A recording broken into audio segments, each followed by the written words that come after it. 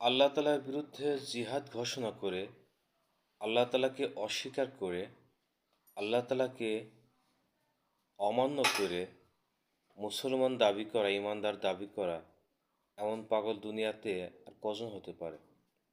দেখুন, আল্লাহ তাআলা মানুষকে সৃষ্টি করেছেন শুধুমাত্র তার ইবাদত করার জন্য। পৃথিবীতে আল্লাহ তাআলা মানুষকে পাঠিয়েছেন শুধু খলিফা হিসেবে, প্রতিনিধি হিসেবে।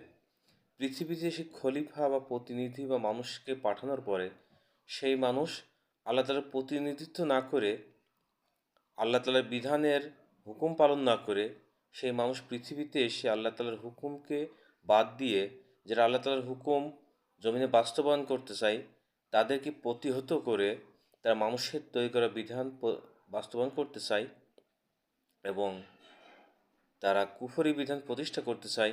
মানুষের আইন কানুন নিয়মনীতি পদ্ধতি দিয়ে রাষ্ট্র সমাজ চালাতে চায়, অথচ আল্লাহ তাআলার হুকুম নির্দেশ ছিল জমিনে আমার দিন প্রতিষ্ঠা করো। সেইটা যারা প্রতিষ্ঠা করছে তাদেরকে বয়কট করছে, নির্যাতন করছে, বিভিন্ন কটূক্তি করছে। এরপরও তারা মুসলমান দাবি করে। এদের মতো পাগল আর দুনিয়াতে কজন হতে পারে বলুন?